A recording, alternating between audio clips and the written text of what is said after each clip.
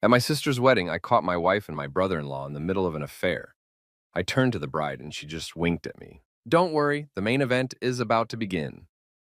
Look, I'm not saying I expected my sister's wedding to be perfect, because let's be real, nothing involving my family in an open bar ever goes according to plan. But I at least thought I'd make it through the ceremony without my entire world imploding like a cheap souffle. The Grand Sterling Hotel was draped in enough white roses and fairy lights to make a Pinterest board weep with joy. And I was standing there in my custom fitted navy suit, feeling like maybe, just maybe, I had my life together. My wife Madison was beside me, looking absolutely devastating in this emerald silk number that probably cost more than my first car. And honestly, I was feeling pretty damn smug about the whole situation. Big brother duties were in full effect. I'd given the rehearsal dinner speech without crying or making any inappropriate jokes. I'd wrangled the distant cousins who showed up 3 hours early and already half drunk, and I'd even managed to tie my own bow tie without YouTube assistance. Gold star for me, right? My sister Harper was marrying Liam Sterling, and before you ask, yes, his last name matched the hotel, because of course it did. The guy was basically what happened when a dental degree, a trust fund, and a gym membership had a baby. Everyone loved him. My parents treated him like the son they'd actually wanted instead of the one they got who still couldn't figure out how to properly fold a fitted sheet. The aunts giggled around him like teenagers at a boy band concert. Even my buddies from college, who normally had the collective emotional intelligence of a potato, kept telling me how lucky Harper was to land such a stand-up guy. And those abs? Jesus Christ. The man's stomach looked like it had been chiseled by Michelangelo during a particularly inspired afternoon. I'm pretty sure someone had already started a prayer circle dedicated to his core muscles. The ceremony was scheduled for 4 o'clock, which meant by 3:30 the hotel was packed with about 200 of our closest friends, relatives, and random people my mother had apparently met at the grocery store and invited because they seemed lovely. The floral arch near the garden terrace was getting absolutely demolished by guests taking selfies because apparently nobody can just experience a moment anymore without documenting it for the 7 people who actually look at their Instagram stories.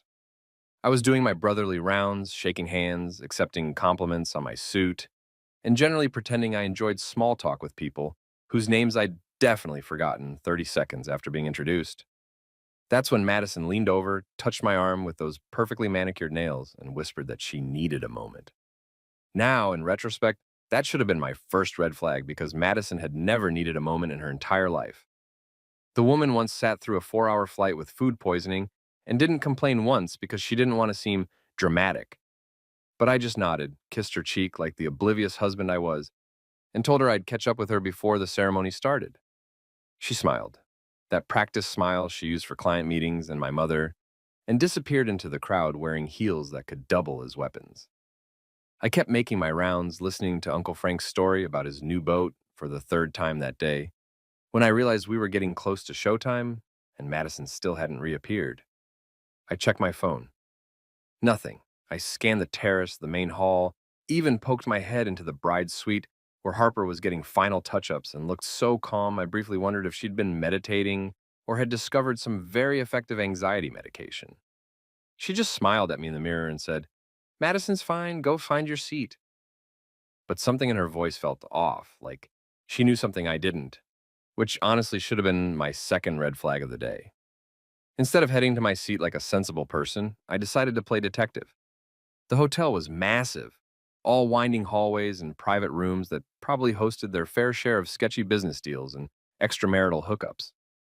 I wandered past the main ballroom, down a corridor lined with abstract art that looked like someone had sneezed paint onto canvas and called it inspiration, heading toward the West Wing where I'd heard there was a wine cellar the hotel used for private tastings.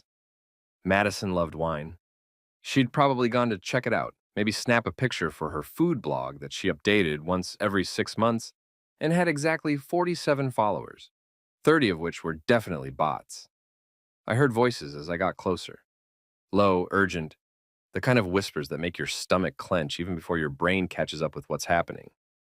There was a partially open door at the end of the hallway, warm light spilling out, and like an idiot, I walked right up to it and pushed it open wider because apparently I enjoy emotional devastation.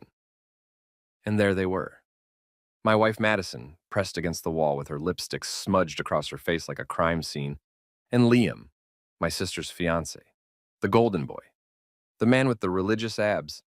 Standing there with his tie hanging loose around his neck like a white flag of surrender, his shirt half untucked, looking guilty as hell. I stood there frozen, my brain trying to process the scene like a computer that had just been asked to divide by zero. Madison's eyes went wide, her mouth forming a perfect O of shock that would have been comedic if it wasn't currently destroying my life. She gasped, actually gasped like a character in a soap opera, and tried to push away from the wall, but her heel caught on the carpet. Liam, to his credit, at least had the decency to look horrified. He started stammering something about, "This isn't what it looks like," which is universally the dumbest thing anyone has ever said in the history of getting caught, because it was exactly what it looked like. His hands were fumbling with his belt, trying to restore some dignity to a situation that had absolutely none available. I opened my mouth, not even sure what was about to come out, probably something between a scream and a very creative string of profanity, when I heard footsteps behind me. Slow, measured, deliberate. I turned, still in shock, and there was Harper, my little sister, the bride, standing in her full wedding dress, veil and all, looking at the scene with an expression that was weirdly, unsettlingly calm. She should have been crying, screaming, maybe throwing punches, but instead she just looked at me, then at them, then back at me. She stepped closer, close enough that I could smell her perfume, something light and floral that seemed wildly inappropriate for the moment, and leaned in toward my ear. "Don't worry, brother," she whispered, her voice steady as a surgeon's hand. "The main event's about to begin." Then she winked. Actually winked. Like we were in on some joke together that I definitely hadn't been told about. She straightened up, smoothed down her dress, and walked back down the hallway without another word, her train dragging behind her like she was heading to her execution instead of her wedding. I stood there, still frozen, looking between Madison's pale face and Liam's panicked expression, and one thought kept cycling through my brain on repeat. What the hell was my sister planning? I stumbled out of that hallway like a drunk person trying to remember how legs worked, except I was stone cold sober and just profoundly cosmically screwed. My hands were shaking, my heart was doing that thing where it feels like it's trying to escape through your rib cage, and I'm pretty sure I looked like someone who'd just witnessed a murder, which, emotionally speaking, I basically had. The betrayal tasted like burnt whiskey mixed with battery acid, that kind of bitter that coats your entire throat and makes you want to set something on fire, preferably your entire life. I made it to the hotel bar, which thankfully was still open for pre-ceremony drinks, and I must have looked as destroyed as I felt, because the bartender took one look at me and started pouring without asking what I wanted. Before I could even pick up the glass, Harper appeared beside me like some kind of wedding dress wearing ghost. She was supposed to be getting final photos taken or having some kind of bride moment with Mom, but instead she slid onto the bar stool next to me, grabbed the drink the bartender had just poured, and downed it in one smooth motion that would have impressed a college fraternity. Then she turned to the bartender and said, "Two more, doubles, and keep them coming." The bartender, bless him, didn't ask questions. He just nodded and got to work while I sat there staring at my sister like she'd grown a second head. "Harper, Harper, what the actual hell is happening right now?" I managed to croak out, my voice sounding like I'd swallowed gravel. "Did you not just see what I saw back there? Your fiancé was literally—" She held up one perfectly manicured hand, cutting me off mid-sentence, and pushed a fresh glass toward me. "Drink first, freak out second," she said calmly, like she was giving me instructions on how to assemble IKEA furniture instead of dealing with a matrimonial apocalypse. I grabbed the glass and threw it back, the whiskey burning down my throat in a way that felt almost comforting compared to the burning sensation of my entire world collapsing. "You didn't ruin the wedding," Harper said, studying her nails like we were discussing the weather. "You just made it more entertaining." I choked on absolutely nothing, sputtering like a broken engine. "Entertaining? Harper, I just caught your future husband tongue deep in my wife's mouth, and you're talking about entertainment? Are you having a stroke? Should I call someone?" She laughed, actually laughed. This light tinkling sound that belonged at a garden party, not at the scene of a double betrayal. "Oh, sweetie," she said, patting my arm like I was a confused child. "You think I didn't know?" The bar tilted slightly, or maybe that was just my brain trying to reboot. "You knew? You knew that Madison and Liam were—" I couldn't even finish the sentence. Harper nodded, taking a delicate sip of her drink like we were having afternoon tea. For months, actually, since March, to be specific. I caught them at that charity gala you two bailed on because Madison had that migraine. She made air quotes around migraine, and suddenly that night came flooding back. Madison insisting she couldn't possibly attend. Me staying home to take care of her, her mysteriously feeling better 2 hours later and going out for a quick drive to clear her head. Why didn't you tell me? I asked, and I hated how my voice cracked on the last word. Harper's expression softened slightly, the first genuine emotion I'd seen from her since this nightmare began. Because I needed proof and I needed time. This isn't just about cheating, big brother. This is so much bigger than two idiots who couldn't keep it in their pants. She pulled out her phone, swiped through a few screens, and showed me what looked like financial documents, emails, text message screenshots. I squinted at the screen, trying to make sense of the numbers and corporate jargon, my brain still foggy from shock and whiskey. Turns out my darling fiancé isn't just a cheating scumbag, Harper explained, her voice taking on this cold, analytical tone I'd never heard from her before. He's also a scheming, corporate espionage committing scumbag. Remember when Dad died last year and left me that business inheritance? The tech startup he'd been funding? I nodded slowly. Our father had invested heavily in Harper's company before he passed, leaving her majority shares and enough capital to actually make something of it. Liam has been trying to get access to it since day one. The marriage wasn't about love. It was about legal access to my assets. And your wife? She paused, taking another sip. She's been feeding him information. Financial records, business plans, investor contacts, everything.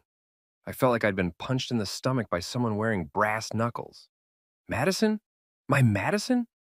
Even as I said it, I realized how stupid it sounded. She clearly wasn't my Madison anymore, if she ever had been. Harper pulled up more screenshots, messages between Madison and Liam discussing strategy, talking about how to handle me, how to keep me distracted and compliant. There was one message from Madison that read, "He's so trusting it's almost sad. This will be easier than we thought." I wanted to throw up. I wanted to throw my phone. I wanted to throw myself off the hotel roof. They've been planning this for almost a year, Harper continued, her voice steady, despite the absolute insanity of what she was telling me. Liam approached Madison at some corporate mixer, figured out she was married to you, saw an opportunity. They started the affair, started the planning. The goal was simple: marry me, get access to the company, drain the assets through a series of investments and business opportunities, then divorce me and disappear with the money. Madison was supposed to keep you occupied, keep you from noticing anything suspicious, maybe even get you to sign some documents as a concerned brother trying to help his sister's new husband. I was going to be sick, actually physically sick. So this whole time, while I was planning anniversary dinners and trying to be a good husband, she was just playing me? Harper nodded sympathetically. Like a fiddle at a hoedown. I laughed, but it came out bitter and broken. Why didn't you call off the wedding? Why go through with it if you knew? That's when Harper's expression changed, transforming into something calculating and almost scary. My little sister, who used to cry over sad commercials and rescue injured birds, suddenly looked like a chess grandmaster planning a checkmate. Because I needed them to think they'd won, she said simply. I needed Liam confident, Madison comfortable, both of them convinced they were getting away with it. I've spent the last 4 months quietly collecting evidence, every email, every text, every bank transfer, every shady meeting. I've got phone records, security footage, witness statements from people they thought were on their side but were actually reporting to me. I've built an airtight case with the help of a very expensive legal team and a private investigator who used to work for the FBI. She smiled, and it was the kind of smile that probably made corporate rivals wet themselves. And what better stage to expose them than my own wedding, in front of 200 people, with cameras rolling for the memories? I stared at my sister like I was seeing her for the first time. This wasn't the Harper who used to steal my Halloween candy and cry when she didn't get invited to parties. This was someone else entirely, someone brilliant and ruthless and kind of terrifying. You've been playing them this whole time? She nodded. Like a symphony. Every worried conversation about wedding planning, setup, every time I asked Liam's opinion on business decisions, test. Every interaction with Madison where I played the clueless bride. Performance art. So when you said the main event's about to begin, I trailed off, finally understanding. Harper's smile widened. Oh, big brother, you have no idea what's coming. I didn't spend 6 months planning the wedding of the year just to say I do to a con artist. I planned the exposure of the decade. She stood up, smoothed down her dress, and checked her reflection in the mirror behind the bar. Perfect bride, perfect makeup, perfect smile. So don't punch him yet, she said, turning back to me. Let's make him famous first.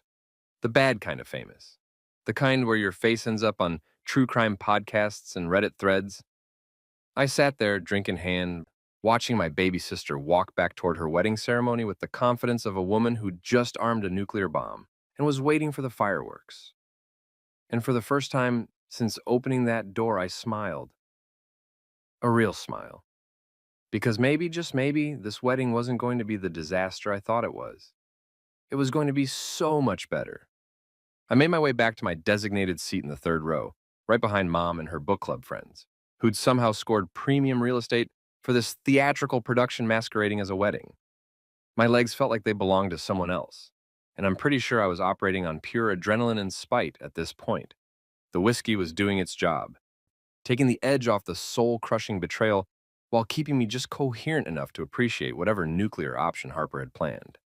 I slid into my seat trying to look like a normal, functional human being who hadn't just discovered his wife was a corporate spy and his brother-in-law was a con artist with really good teeth. Madison was already seated 2 rows ahead of me, having apparently composed herself enough to rejoin society. She'd fixed her lipstick, smoothed her hair, and was now dabbing at her eyes with a tissue like she was genuinely moved by the occasion. The audacity was actually impressive in a psychotic kind of way.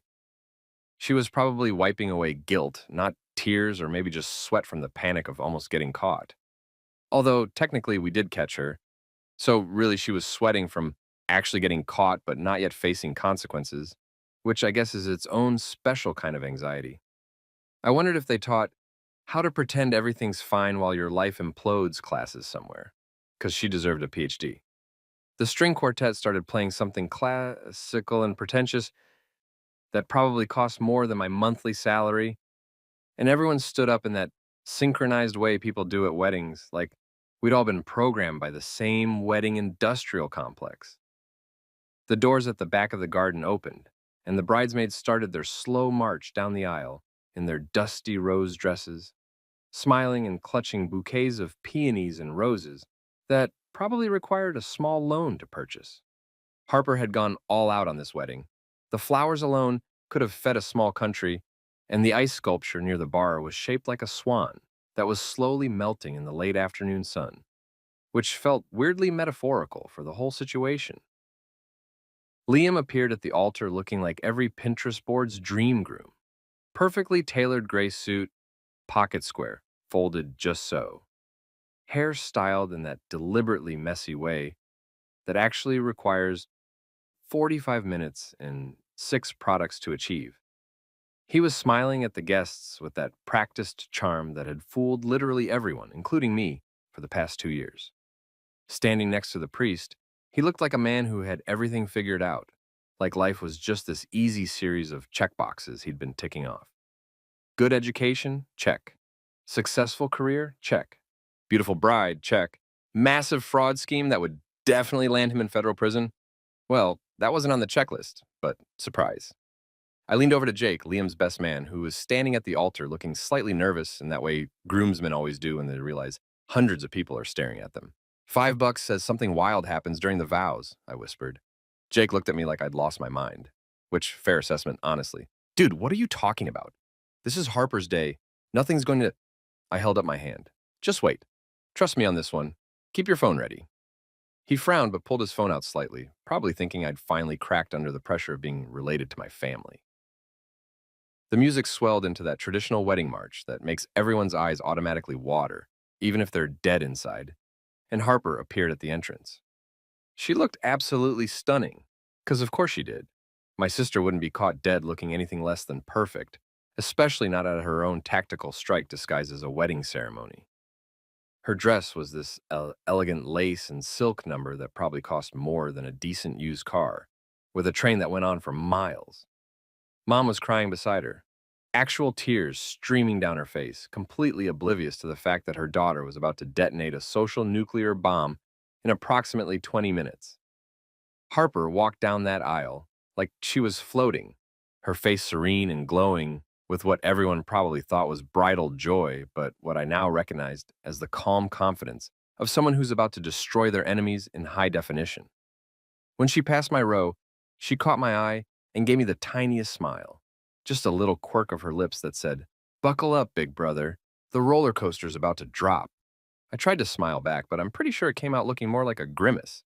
My face muscles had apparently forgotten how to do normal human expressions. Liam's face when he saw Harper was actually Oscar-worthy. He looked genuinely moved, maybe even teary-eyed, like he was the luckiest man in the world. Method acting at its finest, folks. Either that or he was so deep in his own con that he'd actually convinced himself he loved her, which would be almost sad if he wasn't a lying, cheating corporate criminal who was currently planning to rob my sister blind. Harper reached the altar, handed her bouquet to her maid of honor, and took Liam's hands. From where I was sitting, they looked like a fairy tale couple, the kind that gets featured in those expensive wedding magazines with names like Bliss or Forever or We're definitely getting divorced in 5 years, but let's pretend otherwise. The priest cleared his throat and began with the standard wedding ceremony speech about love and commitment and the sacred bond of marriage, completely unaware that he was presiding over what was about to become the most infamous wedding ceremony since that Red Wedding episode on Game of Thrones, except with less stabbing and more public humiliation. Dearly beloved, we are gathered here today to witness the union of Harper Marie Collins and Liam Andrew Sterling. He droned on in that special monotone voice priests reserve for ceremonies they've performed 8,000 times. I caught Madison's eye from her seat, and she immediately looked away, her jaw tightening. Good, be nervous, be very nervous. You should be having a full-blown panic attack right now. Aw, honestly. I wondered if she knew that Harper knew, if Liam had texted her some frantic warning after our hallway encounter. Probably not, judging by how she was still sitting there instead of sprinting for the exit in the nearest international airport. Some part of me, the part that had loved her or thought I'd loved her, felt a twinge of something. Not quite sympathy, but maybe pity. Like watching someone walk toward a cliff edge in the dark, completely unaware of the drop. The priest continued his speech about the sanctity of marriage, commitment, honoring one another, all the standard promises that clearly meant absolutely nothing to the two people standing at the altar. Marriage is a sacred covenant, he said solemnly, built on trust, honesty, and mutual respect. I had to bite the inside of my cheek to keep from laughing out loud. Trust, honesty, mutual respect. Sure, let's go with that. Maybe after the ceremony we could all discuss the Tooth Fairy and Santa Claus too, since we were apparently living in a fantasy world. Harper was still holding Liam's hands still smiling serenely, and I had to admire her commitment to the bit. She should genuinely consider acting as a career after this, because her performance was flawless. When she'd passed by me earlier, she'd whispered so quietly I almost missed it. "You sure you're okay?" And she'd looked at me with actual concern in her eyes. Like despite orchestrating this entire elaborate revenge plot, she was still worried about her big brother's emotional state. I'd whispered back, "Are you?" Because honestly, I still wasn't entirely sure if my sister was having a calculated moment of genius or a very elaborate mental breakdown. Her response had been simple. "Oh, I'm some spectacular." And the way she'd said it, with that particular emphasis on spectacular, had sent a chill down my spine. That was my first real clue that I should have brought popcorn to this event. Maybe some of those fancy flavored ones they sell at the movies, because whatever Harper had planned was going to be entertaining as hell. Possibly literally hell, depending on your perspective and how you felt about public humiliation and the complete destruction of someone's reputation and freedom. The violinists near the floral arch kept playing something soft and romantic, probably Pachelbel's canon because every wedding is legally required to include it apparently. And somewhere near the back, I heard someone's baby start to fuss before being quickly hushed. The sun was starting to sink lower in the sky, casting everything in that golden hour light that photographers lose their minds over, making the whole scene look like something out of a romance movie. The Grand Sterling Hotel garden had never looked more beautiful, draped in flowers and fairy lights and completely oblivious to the incoming storm.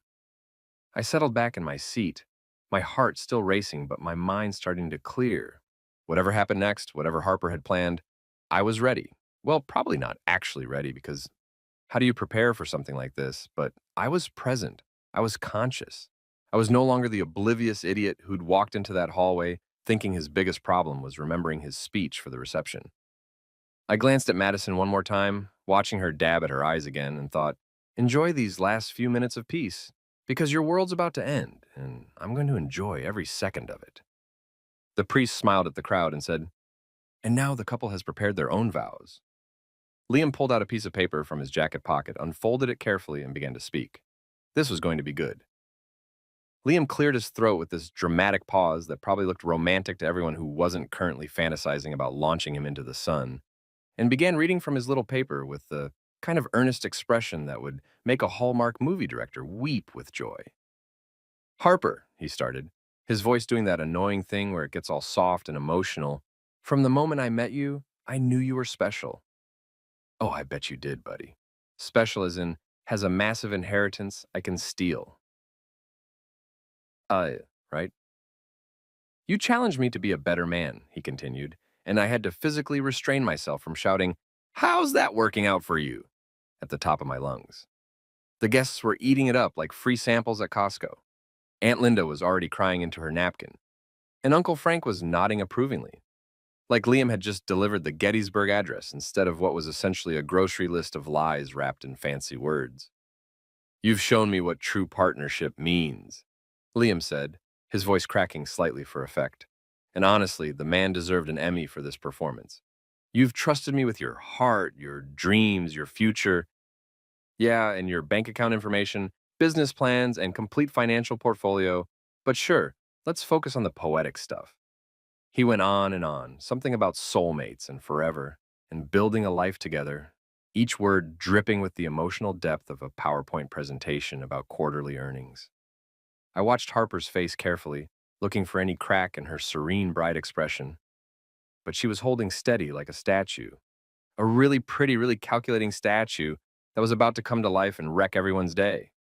Madison was still dabbing at her eyes periodically, probably trying to look moved, but mostly just looking guilty, at least to me. To everyone else, she probably looked like a supportive sister-in-law getting emotional at the beautiful ceremony. Liam was building to his grand finale now, really laying it on thick. And so today, in front of all our family and friends, I promise to love you, honor you, cherish you. That's when the back doors of the garden burst open with a bang that could probably be heard in the next county, and a woman in a bright red dress came storming down the aisle like she was on a mission from God himself. The collective gasp from the crowd was so loud it probably registered on the Richter scale. Violins screeched to a halt mid-note.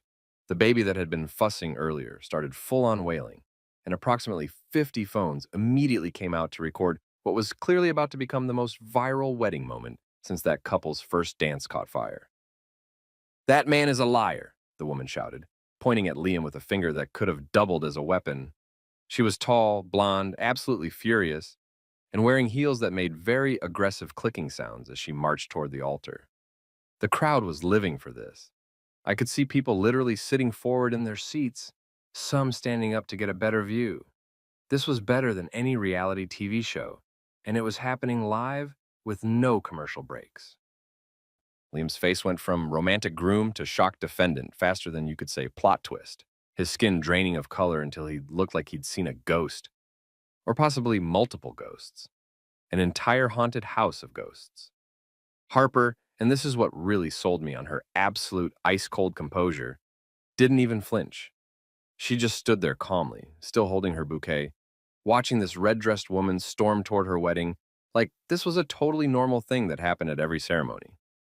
The priest looked like he was about to have a heart attack, his mouth opening and closing like a fish that had been unexpectedly yanked out of water. Ma'am, I'm going to have to ask you to, he started, but Red Dress wasn't having it. Oh, you're going to want to hear this, she said, her voice carrying across the garden with the kind of projection that suggested she'd either done theater or was just really, really angry. Because that man, she pointed at Liam again, is supposed to be marrying me. The crowd gasped again, somehow even louder than the first time. Aunt Linda looked like she might actually faint. Uncle Frank had his phone out recording everything, the opportunistic bastard. Madison's face had gone completely white, probably realizing that the situation was spiraling into chaos and taking her little conspiracy plan down with it. The woman reached into her designer purse, because even in crisis, we maintain our aesthetic apparently, and pulled out a stack of photos, waving them around like evidence at a trial. We were engaged for 3 years, she announced to the crowd, who were now fully invested in this drama, like it was the season finale of their favorite show. 3 years. We had a venue booked, a photographer. I'd already bought my dress. Her voice cracked on that last part. And honestly, despite everything, I felt a little bad for her. Getting screwed over by Liam seemed to be his primary hobby.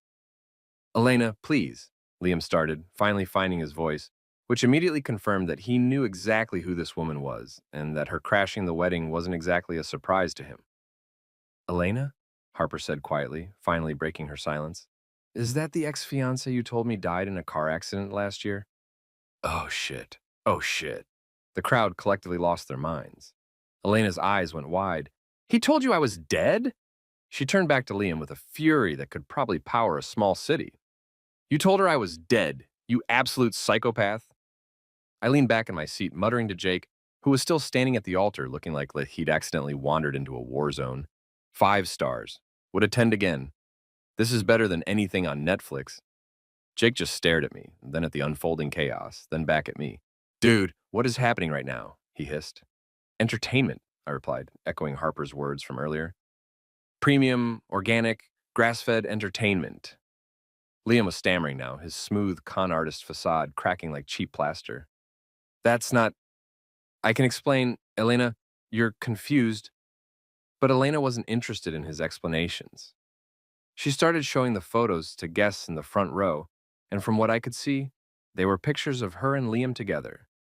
Beach vacations, fancy dinners, casual couple selfies, the kind of documentation that clearly showed they'd been way more than casual acquaintances. We were together for 5 years total, Elena continued, her voice getting stronger. We had a whole life planned. And then one day, he just vanished. Changed his number, moved apartments, blocked me on everything. I thought something terrible had happened to him until I saw the engagement announcement in the newspaper 3 months ago. Madison chose this moment to pretend to faint, probably figuring that playing the damsel in distress would get her out of the spotlight. She did this whole dramatic swoon thing that would have been more convincing if she hadn't clearly calculated exactly which direction to fall to avoid actually hitting the ground too hard. 2 concerned guests rushed to help her, fanning her with their programs and offering water. Nice try, Madison. Real subtle. I saw right through that performance and gave it a solid 2 out of 10 for execution. Harper remained absolutely calm through all of this, which was somehow the most unsettling part of the entire situation. While Elena was shouting, Liam was stammering, guests were gasping, and Madison was performing her award-worthy fake faint, my sister just stood there, at the altar, looking serene as a Buddha statue. She caught my eye and gave me the smallest smile, just a tiny upturn of her lips that said, "We're just getting started." That's when I knew for absolute certain that Elena's dramatic entrance wasn't an accident. Harper had orchestrated this. Somehow, someway, my genius sister had found Liam's ex-fiancée and arranged for her to crash the wedding at the exact right moment for maximum impact. The priest was trying to restore order, holding up his hands and saying something about taking a brief pause to sort things out, but nobody was listening to him. The crowd was buzzing with conversation. Phones were recording from every angle, and somewhere in the chaos, I heard Cousin Ashley saying to her husband, "I told you we should have gotten the premium bar package. This is going to be a long night." Elena was still near the altar, breathing hard, mascara starting to run down her face in a way that was both tragic and kind of iconic.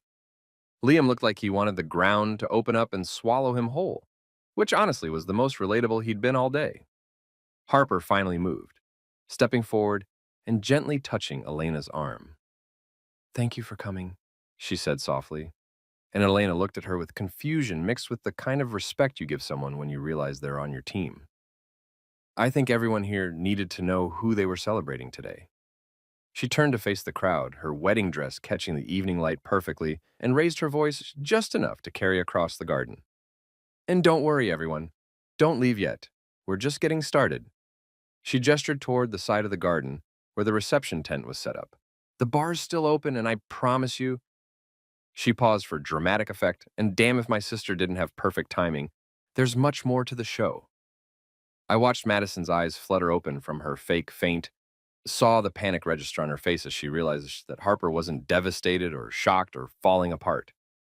Harper was in complete control, and that meant Madison's entire world was about to collapse.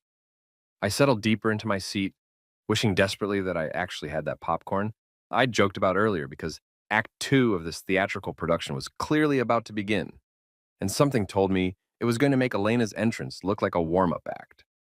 Harper walked toward the microphone that had been set up near the altar for the ceremony, her wedding dress trailing behind her like she was a queen approaching her throne instead of a bride at her own imploding wedding.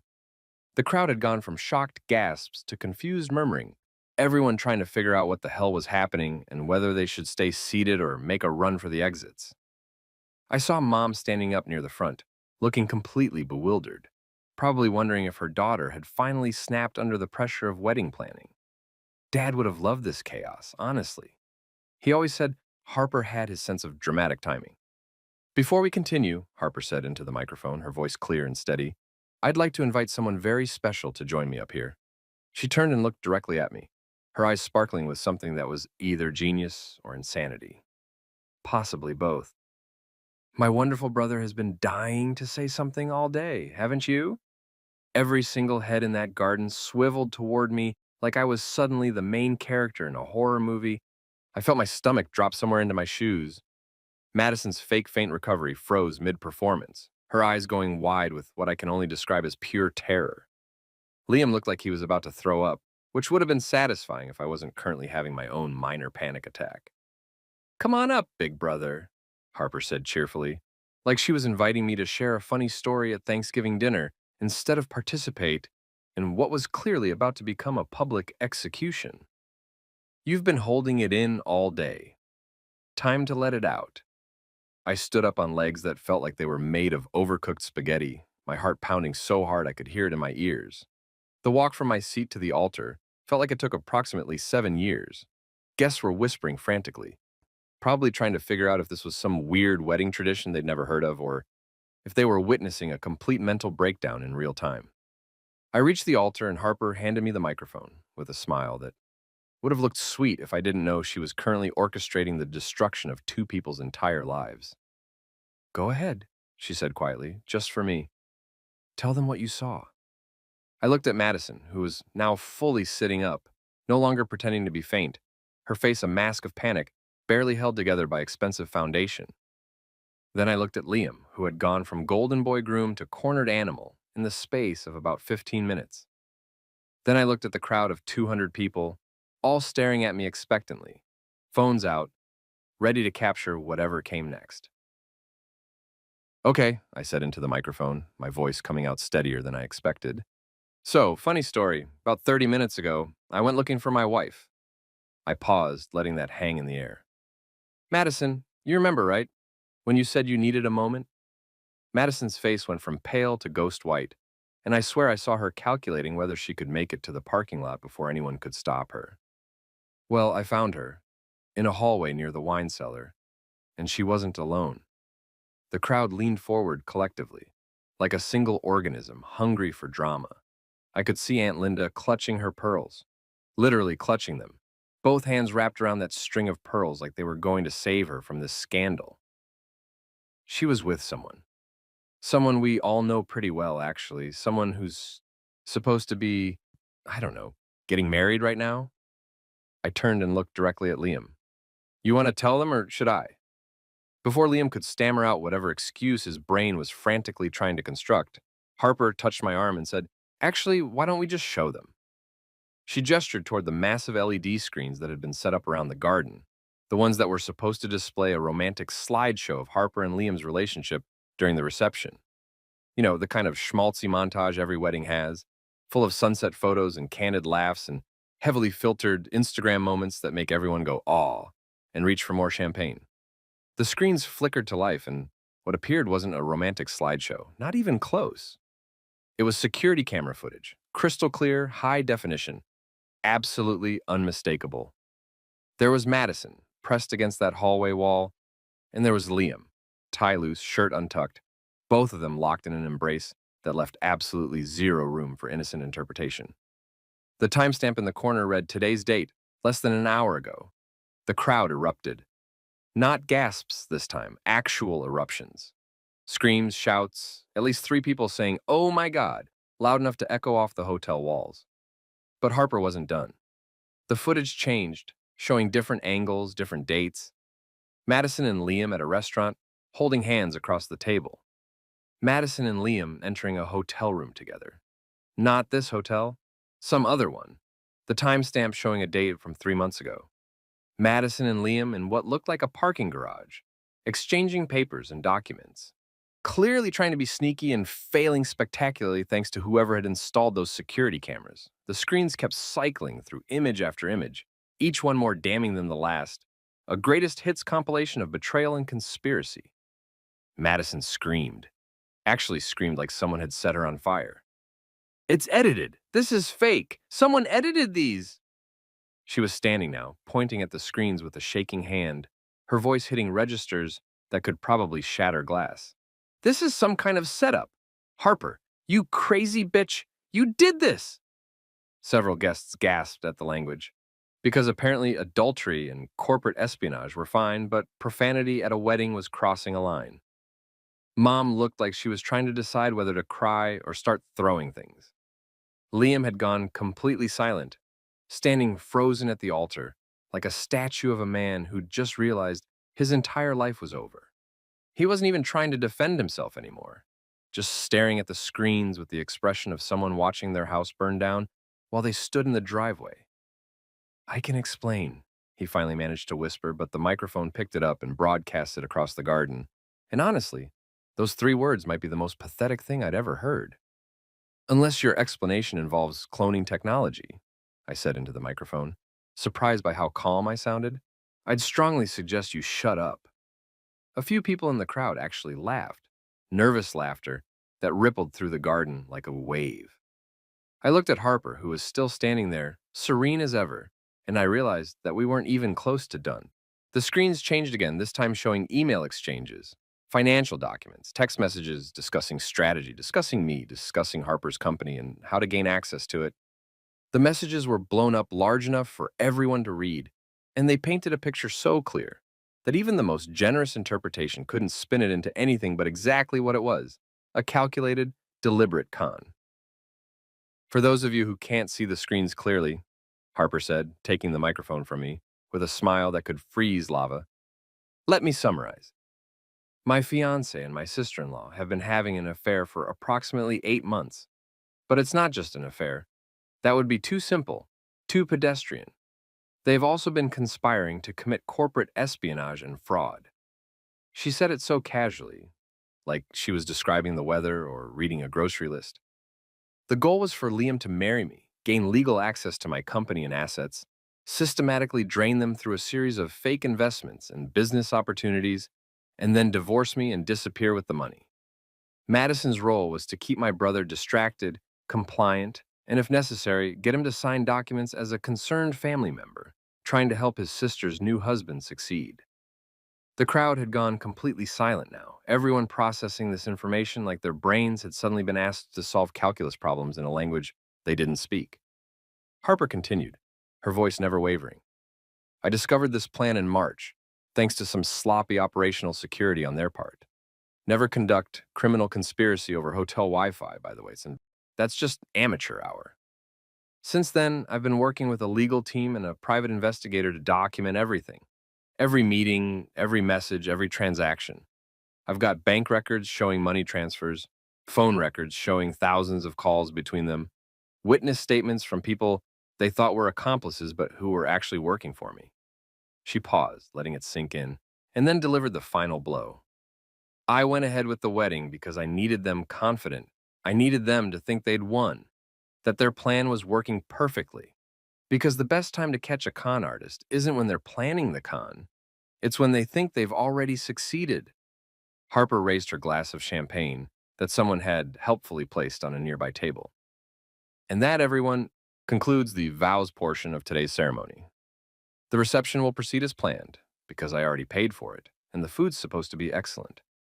But the marriage? She looked at Liam with something close to pity. Yeah, that's not happening. Madison tried to run. She actually made a break for it, kicking off her heels and sprinting toward the garden exit in her bare feet like this was some kind of action movie. She made it about 15 feet before two men in dark suits stepped out from behind the floral arrangements and blocked her path. They looked extremely official. And when they pulled out badges, I realized they were actual law enforcement.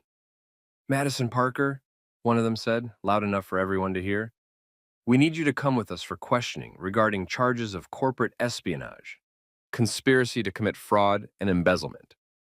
Liam tried to run too, but he didn't even make it as far as Madison before two more suited officers appeared and grabbed his arms. Liam Sterling, you're under arrest for fraud, conspiracy, corporate espionage, and attempted theft of intellectual property, one of them announced, and I'd never heard sweeter words in my entire life.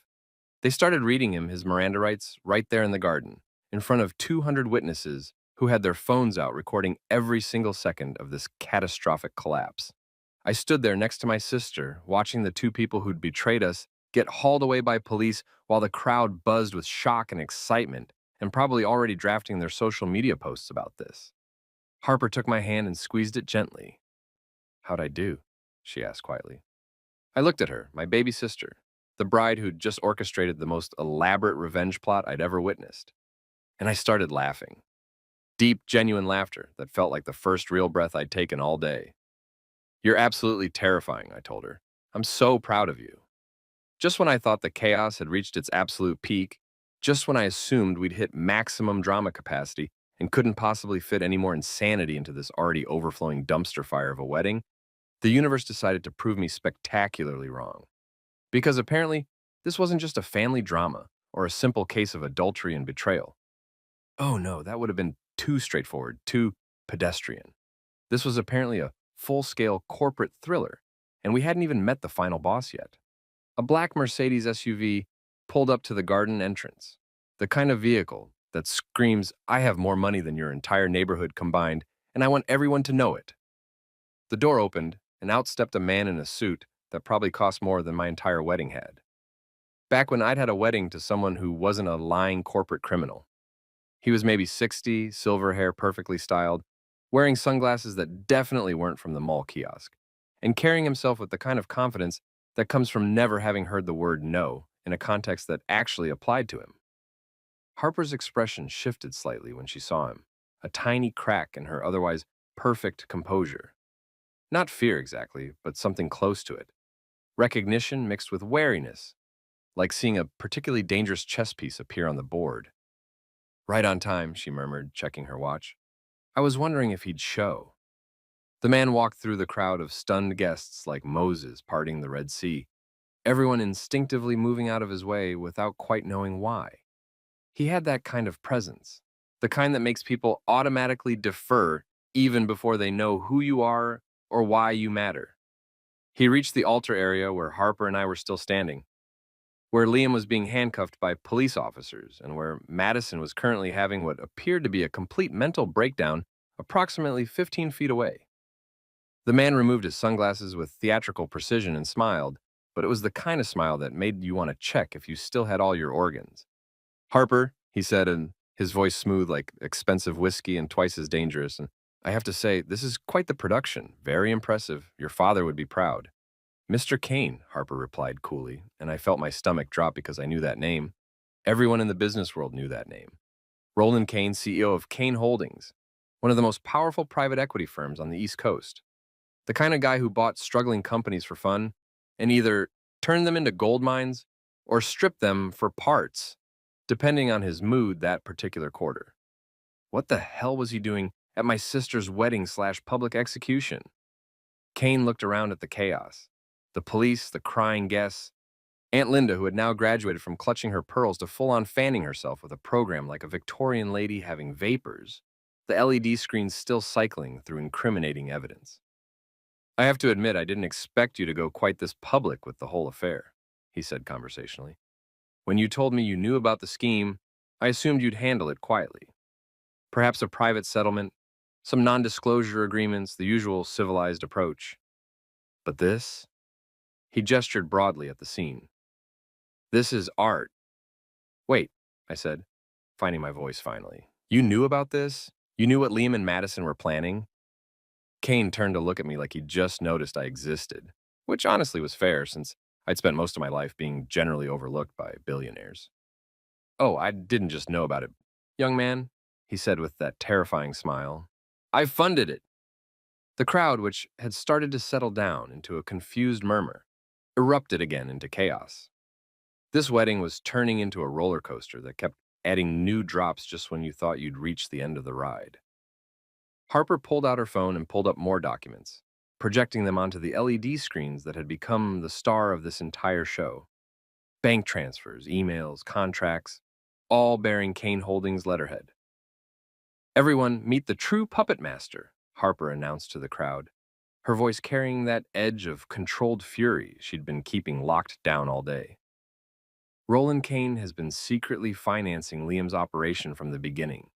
The goal wasn't just to steal from my company, it was to destroy it completely, so Kane Holdings could swoop in, buy the assets for pennies on the dollar, and absorb all my father's research and development into his portfolio.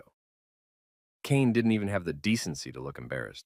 If anything, he looked impressed, like Harper had just shown him a magic trick he couldn't quite figure out. Your father and I were competitors for 30 years, he said, addressing Harper directly now. When he died and left everything to you, I saw an opportunity. You were young, inexperienced, emotional about the loss.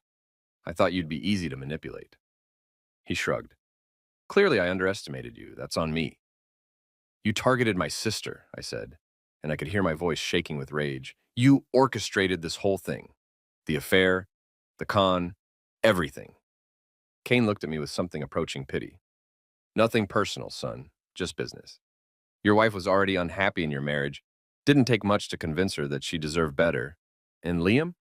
He glanced at his protege, who was currently being shoved into the back of a police car. He was already a con artist when I found him. I just gave him better funding and a more ambitious target. The police officers who'd been focused on Liam and Madison suddenly turned their attention to Kane, and that's when I noticed they weren't local cops. These were FBI agents, based on the badges and the general aura of, we've been investigating this for months. One of them, a woman in her 40s with the no-nonsense expression of someone who'd seen every kind of corporate crime imaginable, stepped forward. Mr. Roland Kane, you're under arrest for conspiracy to commit fraud, racketeering, corporate espionage, and about 15 other charges that I'll read to you at the station. Kane's smile finally faltered. You can't possibly have enough evidence to make any of this stick, he said, but there was a thread of uncertainty in his voice now. Harper held up her phone. Oh, I have evidence, so much evidence. Emails where you outlined the entire plan. Recorded phone calls where you gave Liam specific instructions. Bank records showing every payment you made. Testimony from 3 of your former employees who you tried to involve in similar schemes and who've been cooperating with federal investigators for the past 2 months. She smiled, and it was absolutely vicious. You said my father would be proud. You're right. He taught me to never go into a fight without overwhelming force. The agents moved in, and Kane, billionaire, corporate titan, man who probably hadn't been physically restrained in his entire privileged life, found himself getting handcuffed just like his pawns. The crowd was losing their collective minds at this point. This had gone from a wedding to a soap opera to a full-scale crime drama finale, and we weren't even at the reception yet. Uncle Frank was still recording everything, probably planning to sell the footage to some news network for retirement money. Cousin Ashley had given up on decorum entirely and was openly eating popcorn she'd apparently smuggled in, God bless her preparedness. You planned all of this, I said to Harper, still trying to wrap my brain around the sheer scope of what she'd orchestrated. The wedding, the exposure, the arrests. You knew Kane would show up. She nodded, watching as all 3 conspirators, Madison, Liam, and Kane, were being loaded into separate police vehicles. Kane's ego is legendary. I knew if I made enough noise, exposed the plan publicly, he'd show up to do damage control or try to intimidate me into silence. Either way, I needed him here in person for the arrest. The FBI has been building a case against him for years, but he's slippery. They needed concrete evidence of active conspiracy, needed to catch him in the act. She looked at me, and for the first time all day, she looked tired. I'm sorry you got caught in the crossfire. I knew about Madison and Liam for months. And I should have told you sooner, but I needed everything to play out exactly right. Needed all the pieces in position before I could move. I pulled her into a hug, not caring that we were standing in front of 200 people who were probably filming this emotional moment for their TikToks. You just took down a corporate criminal empire. You're using your own wedding as bait, I said into her hair. I think I can forgive you for the timeline. She hugged me back, and I felt her shoulders shake with what might have been laughter or tears or both. The FBI promised they'd be subtle, she said. I specifically requested subtle. We both looked around at the police cars, the handcuffed criminals, the crowd of guests who looked like they'd just survived a natural disaster, the LED screens still displaying evidence of fraud. Yeah, I agreed. Super subtle, barely noticeable. Elena, the ex-fiancée, in the red dress who'd started this whole public meltdown, walked over to us with a glass of champagne she'd grabbed from a passing waiter who'd apparently decided to just keep serving drinks because what else was he going to do at this point? I just want to say, she told Harper, that was the most satisfying thing I've ever witnessed. Thank you for inviting me to crash your wedding. Best Sunday I've had in years. Harper laughed, a real laugh this time. Thank you for showing up. Your timing was perfect. Really sold the chaos. Elena clinked her glass against Harper's. Anytime you need someone to dramatically expose a cheating fiancé, I'm your girl. I'll bring my own red dress and everything. The FBI agents finished securing their prisoners, and the lead investigator came over to shake Harper's hand. Ms. Collins, on behalf of the Bureau, thank you for your cooperation in this investigation. Your evidence was invaluable. Harper smiled graciously. Just doing my civic duty. Also getting revenge, mostly the revenge thing, if I'm being honest. The agent actually smiled at that. Well, it was very effective revenge. We've been after Kane for 8 years. You got him in 6 months using a wedding as a sting operation. That's going in the training manual. As the police cars pulled away with their cargo of ruined lives and shattered conspiracies, I looked at my sister. Brilliant, ruthless, absolutely terrifying Harper, and realized I'd never been more grateful to be related to someone. So, I said, watching the chaos finally start to settle, what now? Reception? Harper straightened her dress, fixed her veil, and grabbed a fresh glass of champagne from a passing tray. Hell yes. Reception. I paid for a 4-course meal and a live band, and I'm not letting corporate crime ruin my party. Plus, she grinned at me, I've got about 60 bottles of premium champagne that need drinking, and after the day we've had, we've earned every drop. The morning after the wedding, or whatever the hell you'd call that spectacular public dismantling of multiple criminal enterprises, I woke up in my own bed with a hangover that felt like a small, angry creature had taken up residence in my skull and was currently renovating with a jackhammer. Harper's reception had turned into the most surreal party I'd ever attended, and I'd once been to a birthday celebration where someone brought a live peacock for reasons nobody could adequately explain. We'd eaten the 4-course meal, drunk the premium champagne, and spent most of the night with guests coming up to us asking variations of what the actual hell just happened, while Uncle Frank tried to sell his video footage to anyone with a checkbook and a cable news connection. I stumbled to my kitchen, desperately searching for coffee and possibly some kind of medication that could erase memories, and that's when I saw my phone. 47 missed calls, 83 text messages. My social media notifications had apparently given up counting and just displayed. Plus, like my phone was too exhausted to deal with the actual number. I made coffee first, because I'm not a masochist, then sat down to face the digital apocalypse.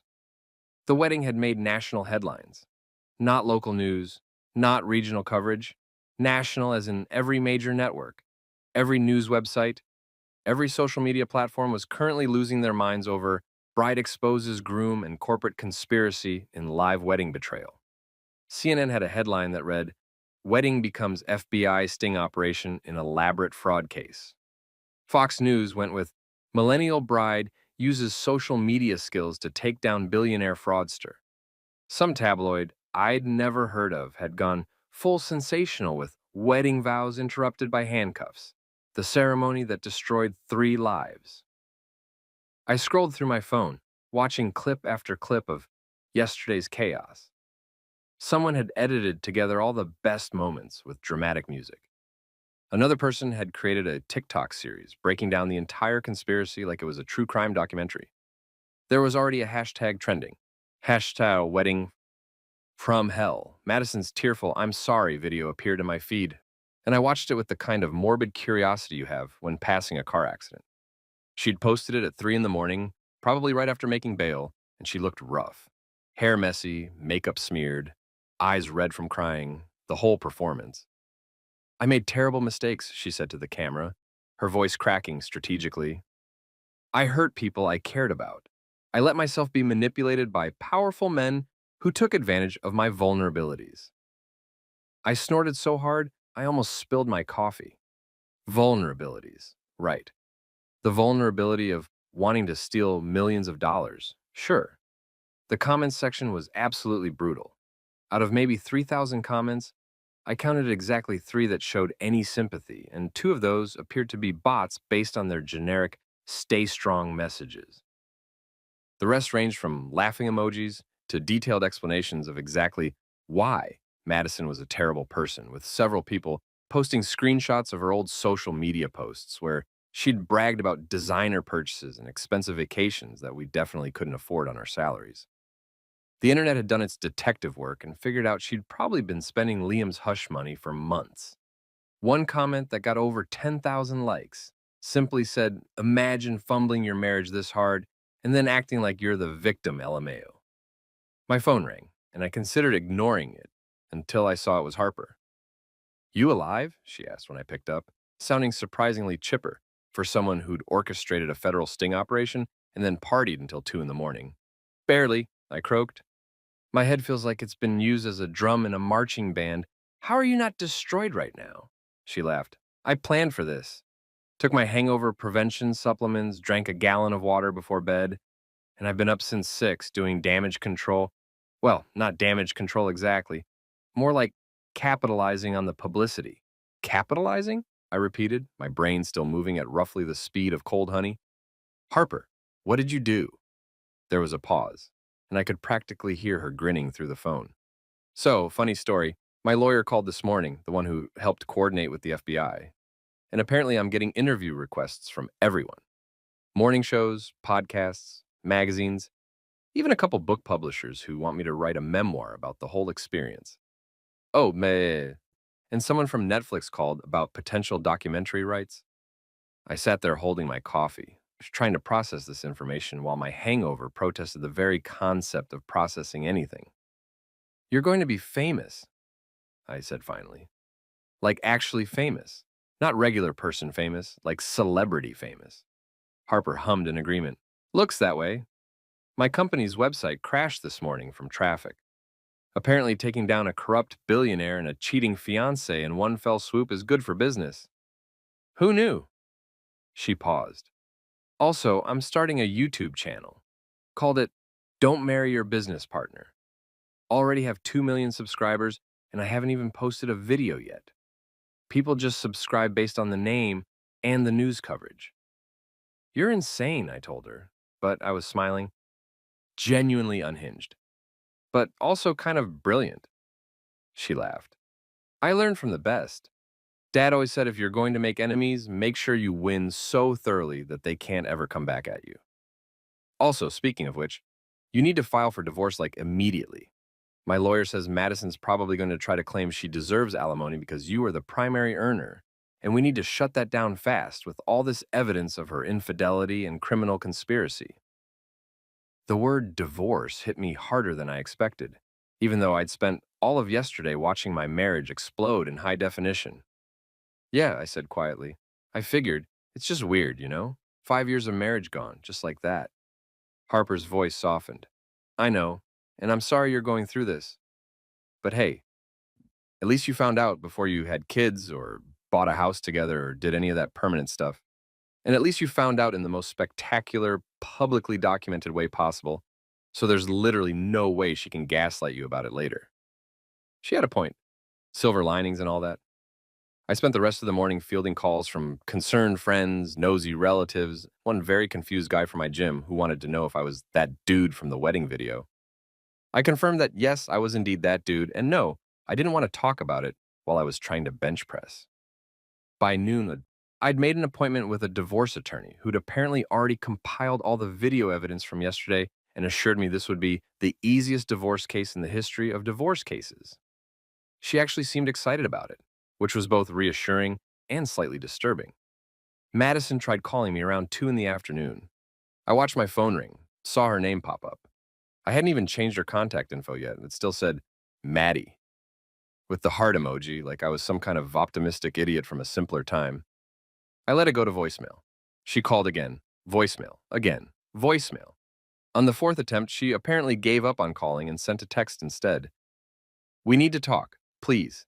I can explain everything. It's not what you think.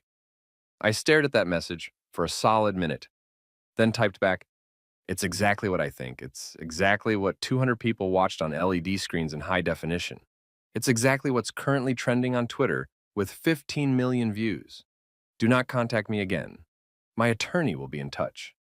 Then I blocked her number, blocked her on every social media platform, and felt absolutely nothing, except maybe a vague sense of relief that I wouldn't have to hear her voice anymore. Harper's YouTube channel launched that evening with a video titled, How I Caught My Fiancé, a comprehensive guide to not being a doormat. I watched it while eating takeout Chinese food straight from the container because cooking felt like too much effort, and my kitchen still had wedding leftovers that nobody had claimed. The video was polished, professional, and absolutely savage.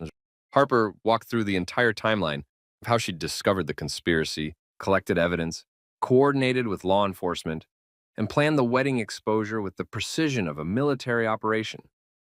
The comments were overwhelmingly supportive.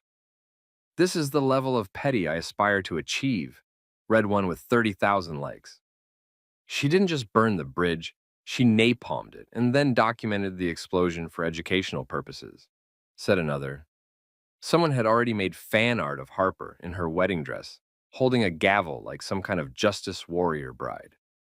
The video hit 2 million views in the first 3 hours. By midnight, it was at 5 million. My sister had accidentally become an internet icon by weaponizing her own wedding. I texted her, "You're trending on Twitter, multiple hashtags. There are memes." She responded immediately. I know, isn't it wild? Someone made me into an anime character. I'm getting it printed on a t-shirt. Then, also, if I do sell merch, you better buy some. Family discount, though. I'm not a monster. I laughed, actually laughed, and realized it was the first genuine laugh I'd had since before the wedding that wasn't fueled by shock or champagne or both. The news coverage continued for days. Liam got denied bail because apparently fraud charges combined with evidence of planning to flee the country tend to make judges unsympathetic. Madison made bail but had to surrender her passport and wear an ankle monitor, which someone spotted and photographed at a grocery store. And that photo went viral with captions about the walk of shame but make it federal charges. Kane's arrest had apparently triggered investigations into about 15 other companies he'd targeted over the years, and the FBI was having a field day with all the evidence Harper had compiled.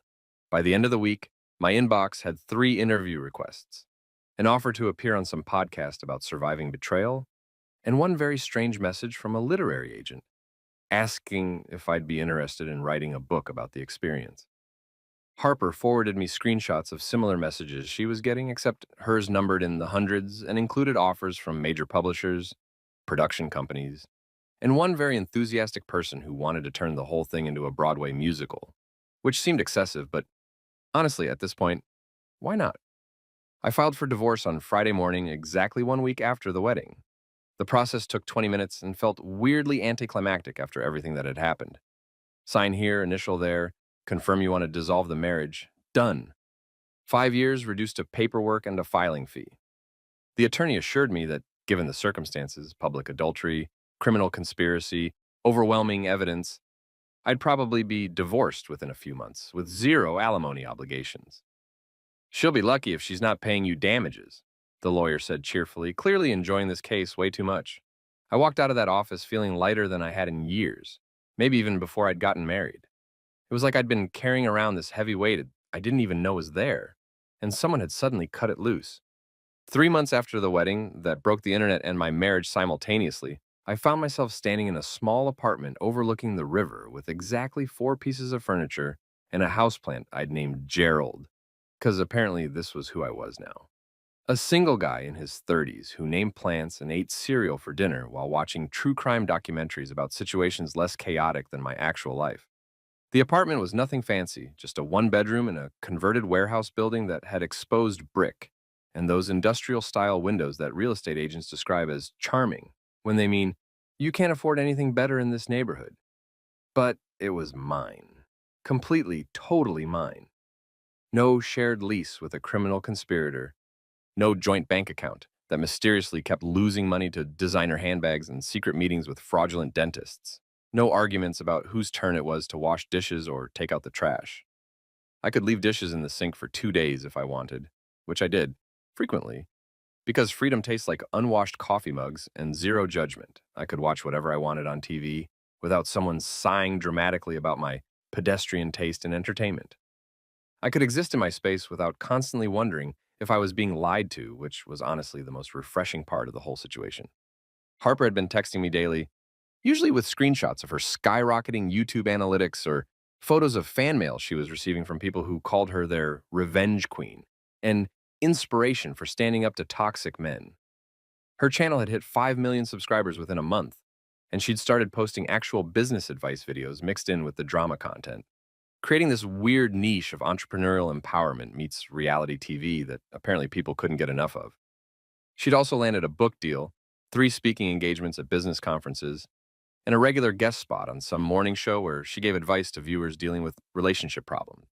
You should capitalize on this, she kept telling me during our weekly dinners at this Thai place near my apartment that made curry so good it almost made up for my entire life falling apart. You're semi-famous now. People recognize you. Use it. I'd been resisting mostly because the idea of becoming known as that guy whose wife cheated on him at his sister's wedding didn't exactly scream, personal brand I want to cultivate. But Harper was persistent, and she'd started introducing me to her college friends who had emerged from the woodwork after the wedding went viral, all suddenly very interested in reconnecting. That's how I met Zoe. Harper invited me to some networking event she was speaking at. Just come for moral support and free appetizers, she'd said, which was honestly enough motivation.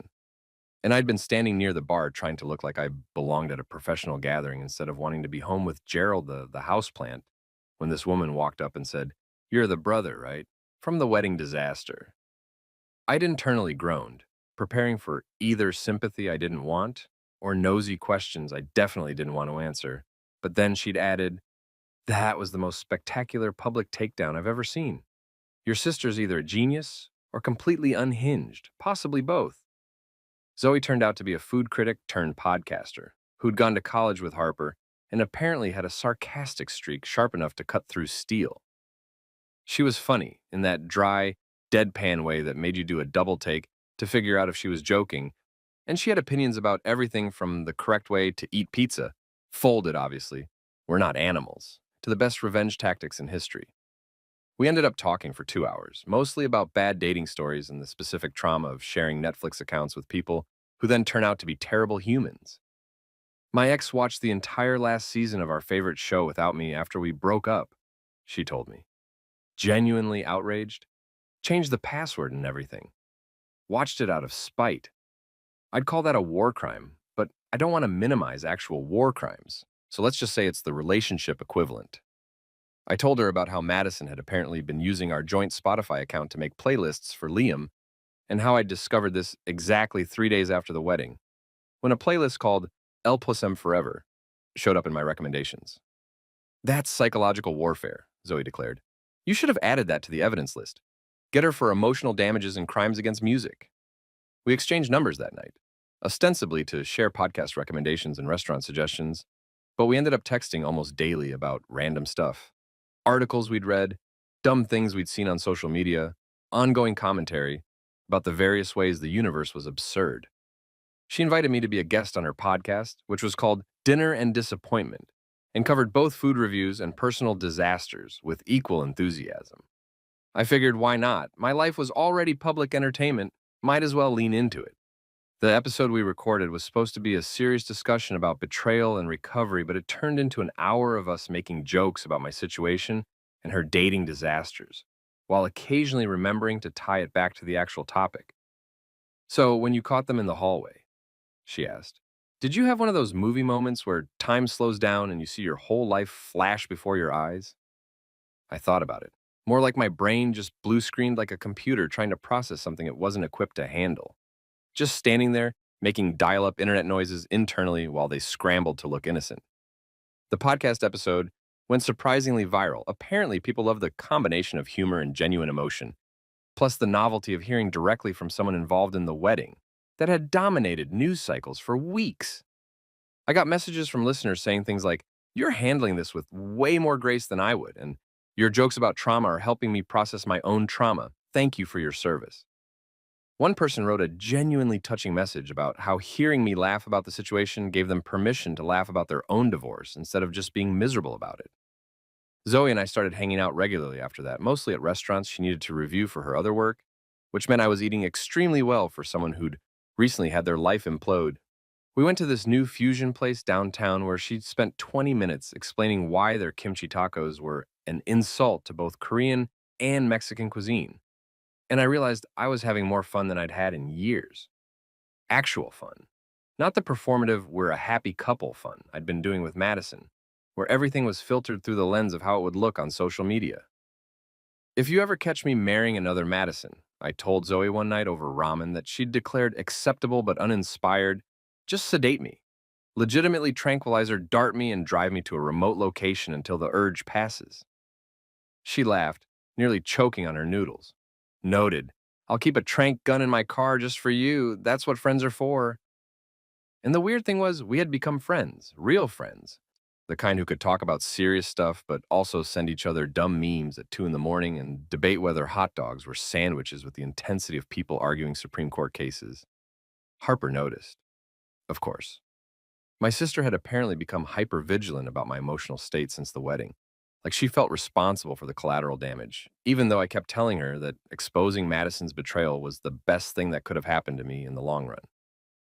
You and Zoe seem close, she mentioned casually during one of our dinners, in that tone that siblings use when they're trying to be subtle but failing spectacularly. We're friends, I said, because we were. She's cool, funny, makes me laugh. Harper gave me this look, this knowing big sister look that I'd been getting since we were kids, and she'd figured out I had a crush on someone before I'd figured it out myself. Just friends? She asked, eyebrow raised. Yes, just friends, I insisted, maybe a little too defensively. I literally just finalized my divorce last week. I'm not exactly in a place to be thinking about dating or relationships or anything that involves trusting another human with my emotional well being. Harper held up her hands in surrender. Fair enough, but for what it's worth, she's good people. Known her for years. Never seen her be anything but genuine. Also, she thinks you're funny, which is saying something because Zoe's humor standards are impossibly high. I thought about that conversation later while sitting in my apartment with Gerald the houseplant, scrolling through texts from Zoe about whether we should try this new barbecue place that had opened up across town. The divorce was final. Madison was facing trial in about 6 months, and her lawyers were apparently trying to work out a plea deal because the evidence against her was overwhelming and damning, and also literally had been broadcast to millions of people. Liam was already in prison after his lawyer advised him to plead guilty in exchange for a reduced sentence. Though reduced still meant like 8 years because federal fraud charges don't mess around. Kane was fighting his charges with the kind of expensive legal team that only billionaires can afford. But the FBI seemed pretty confident they had him dead to rights thanks to Harper's evidence collection and testimony from multiple witnesses. My sister had become something of a folk hero in certain circles, the woman who'd weaponized her wedding to take down corruption and betrayal in one spectacular move. She'd been interviewed on 60 Minutes, featured in Time magazine, and someone had even written a think piece about her in The Atlantic, about modern feminism and taking agency in relationship conflicts. As for me, I was just trying to figure out who I was outside of being Madison's husband, or that guy from the wedding video. I'd started going to the gym regularly, not because I was trying to become hot or get revenge or any of that cliched post-breakup motivation, but because it turned out that lifting heavy things and putting them down again was actually pretty therapeutic. I'd picked up cooking as a hobby, mainly out of necessity because takeout was expensive and I was tired of cereal, but I discovered I was actually decent at it when I wasn't being criticized for not following the recipe exactly, or using too much garlic, which is frankly an impossible thing because there's no such thing as too much garlic. My apartment was slowly accumulating more furniture and less of that sad divorced guy aesthetic. I'd bought actual curtains instead of the bed sheets I'd been using, got some artwork that wasn't just posters from college, adopted a second plant, which I named Geraldine, because apparently I was committed to this bit now. And yeah, I texted Zoe back about the barbecue place and suggested we go this weekend. And maybe it was just friendly, or maybe it was something else. But either way, I was okay with finding out. For the first time in forever, I was okay with not having everything figured out. I should have known better than to think Kane would go down quietly. The man had spent 40 years building an empire on being smarter, meaner, and more litigious than everyone else, and apparently Prison Orange wasn't going to cramp his style.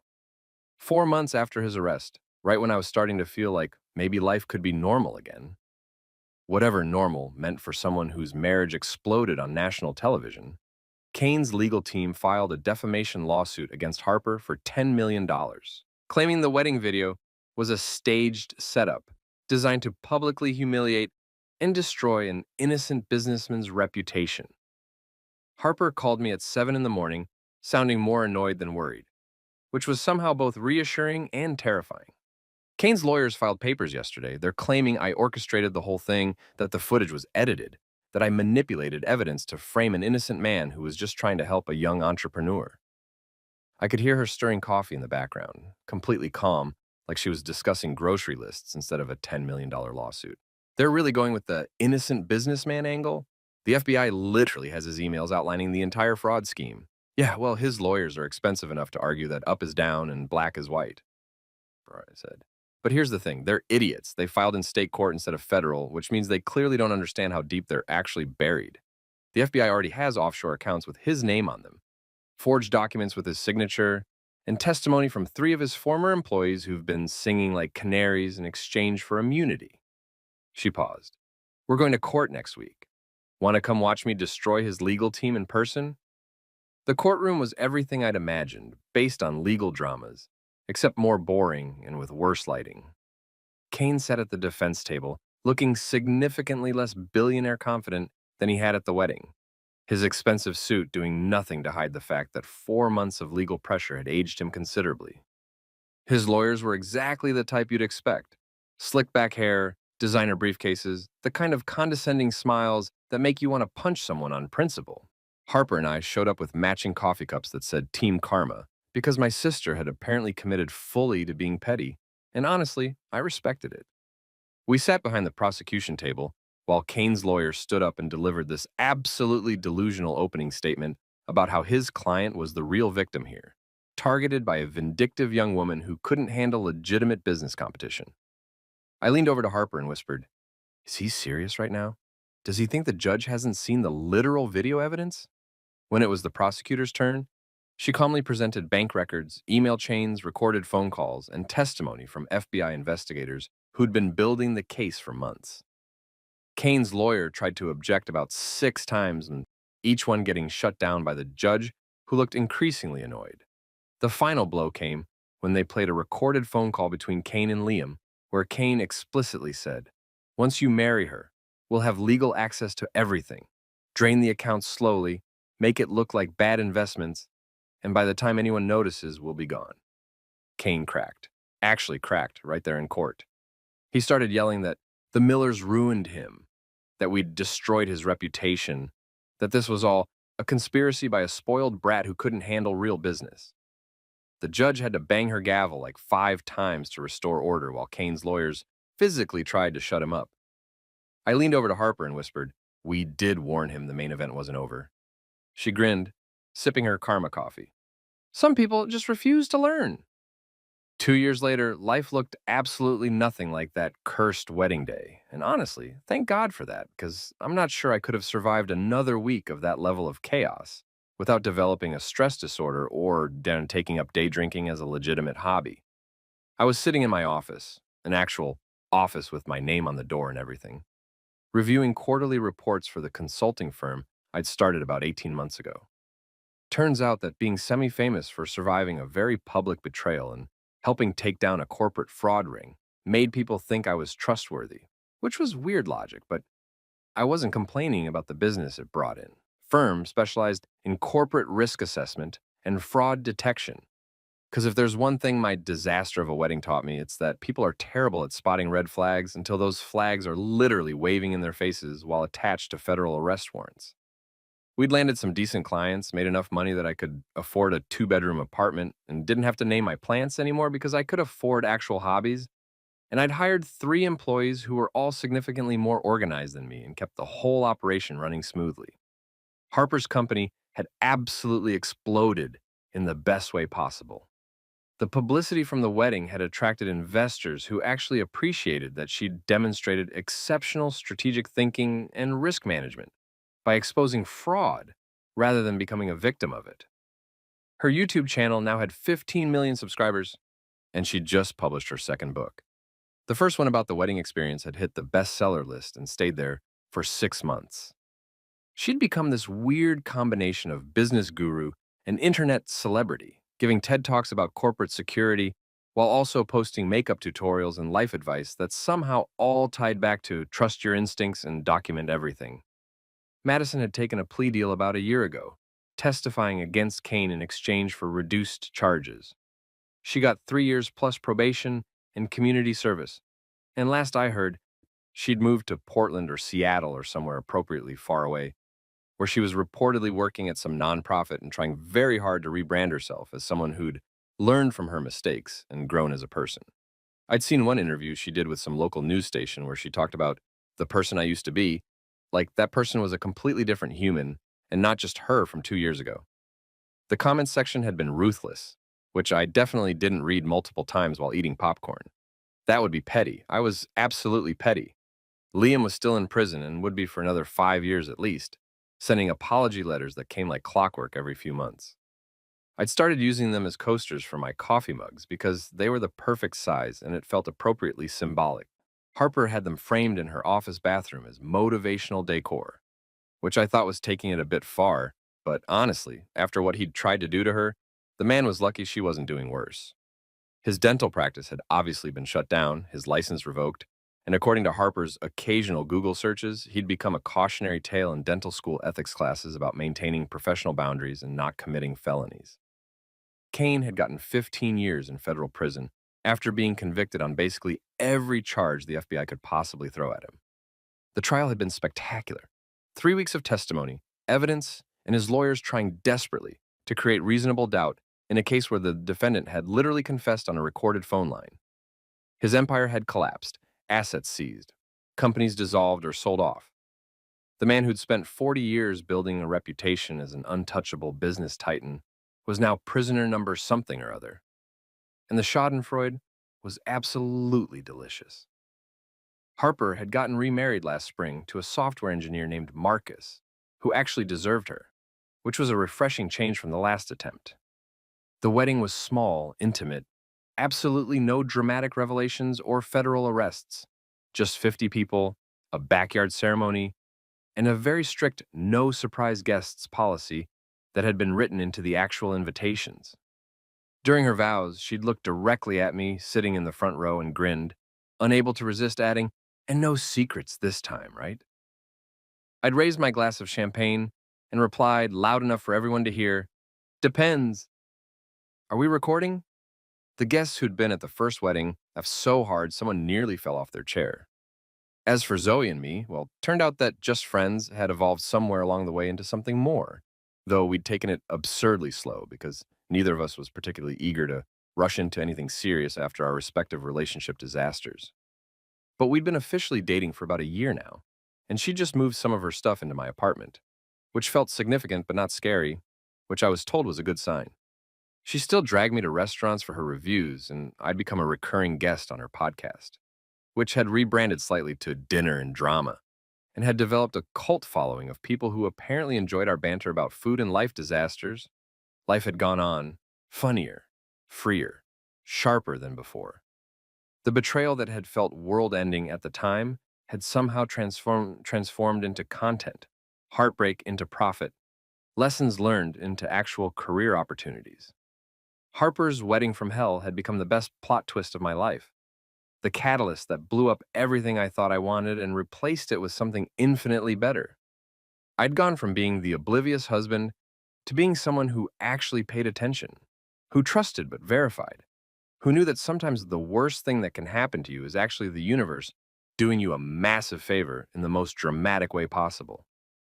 I looked at the photo on my desk, me, Harper, and Zoe, at Marcus's wedding, all of us laughing at something Uncle Frank had said, all of us genuinely happy, and thought about how weird life was, how the worst day of your life could somehow lead to the best version of yourself, how sometimes you had to watch everything burn down before you could build something worth keeping. My phone buzzed with a text from Harper. Podcast interview wants both of us next week. Topic: How family bonds survive public disasters. You in? I typed back, only if they're paying enough for therapy afterward. She sent back a laughing emoji and deal. Love you, big brother. Thanks for not punching anyone at my first wedding. I smiled, typed, love you too, Chaos Goblin, and got back to work, thinking that, yeah, life was pretty damn good these days. Funny how that worked out.